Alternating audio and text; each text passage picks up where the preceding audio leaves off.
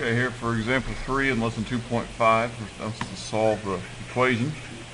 So the first thing I did was, went to my calculator, I typed in the equation, hit the graph button, and it appears that -2 is a 0 right there. So I'm going to do synthetic division. Notice that since there is no x to the fourth, I'm going to put in a 0. 1x to the third, 2x squared, -12x, +8. And again, we said according to our calculator, it looked like -2 was the solution. So bring down the 1, multiply, add, multiply, add, multiply, add, multiply, add, multiply, add. I got 0 at the end, so I know I'm right. It also appears that +1 is a solution, or something close to +1, so I'm going to try +1. Bring down the 1, multiply, add, multiply, add, multiply, add, multiply, add. Great.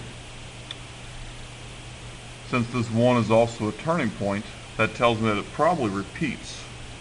So let's try 1 again. It is possible to have the same solution twice. And since here on the graph it looks like a turning point, I'm going to try it again. Multiply, add, bring down, multiply, add, multiply, add, multiply, and I get 0. Well, that's good.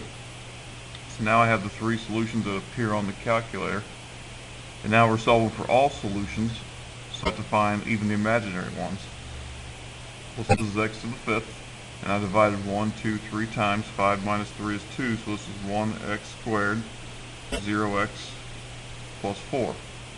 Well, if I set that equal to 0, I'm going to subtract 4 from both sides. Then I'm going to square root it. I'm going to have x equals plus or minus 2i. So my solutions are -2, 1, 1, positive -2i. I believe the directions also ask us to write the factorization of this as well.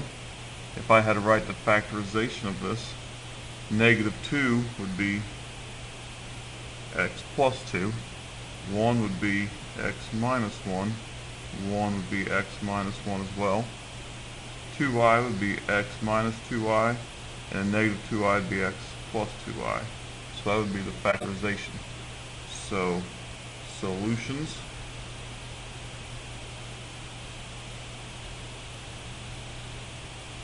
factors. We have to know the difference between those two. Go ahead and try 35.